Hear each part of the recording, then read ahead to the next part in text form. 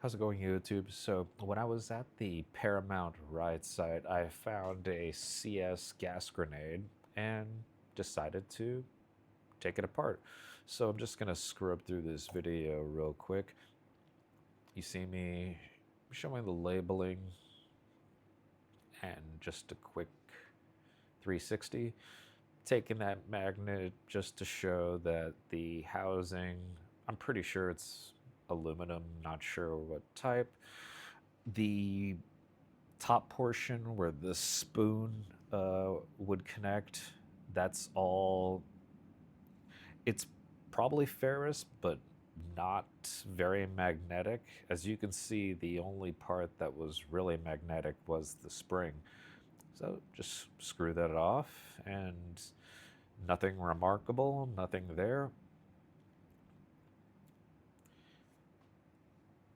And what I'm doing now is kind of just looking for an entry point so I could kind of keep the whole thing together, but I wasn't able to. So skip forward, and that's how I opened it, just pried it open. It seems that during the manufacturing process of this, it was stacked and then crimped on the top, probably with like a hydraulic press or something. I don't know. But working it, and then pulling up the aluminum. It's a pretty strong aluminum, given the thickness. It's definitely probably, I don't know, it's like twice the thickness or three times that of like an aluminum can. This is pretty robust. And scrub a little more. And that top portion is not attached to the aluminum, but I guess it was kind of glued or, given the heat when this thing went off. So it definitely wasn't coming out that way. I probably could have forced it if I had a vise or something like that. But I mean, I'm in my living room in my pajamas doing this. So just working with what I got. So that wasn't budging. So I ended up just taking the pliers, just straight ripping it open. The inside is very unremarkable. It's just carbon from the used CS gas or CS capsules that were in there.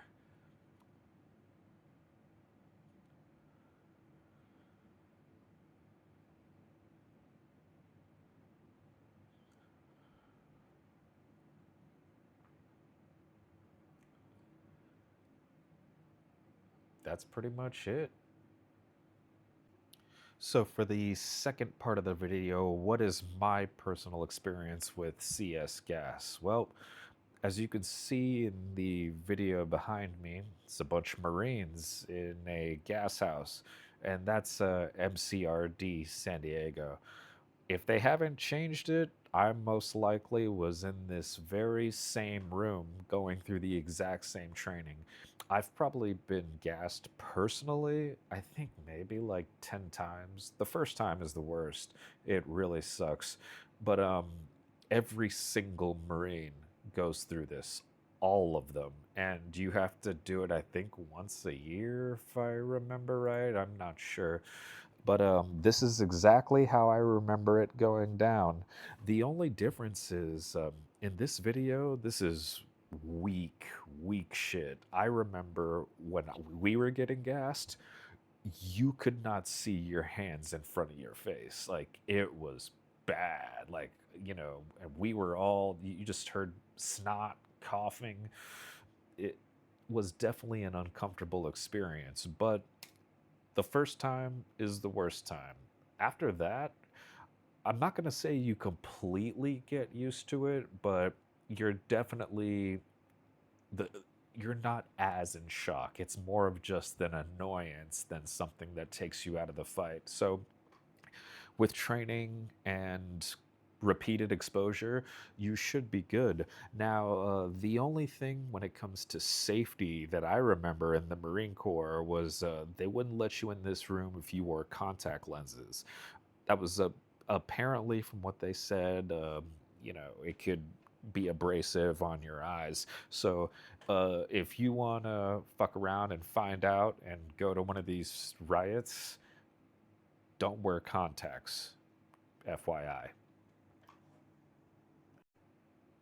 Okay, and the last part of the video is where you can get these. So if you're police or law enforcement, you could just go to defensetechnology.com, and there goes the gas grenade with the CM marking. Now, this is blue.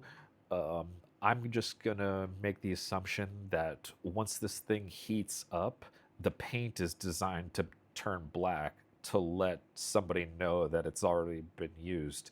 And the one that I showed in the video was only the top portion of the triple chaser.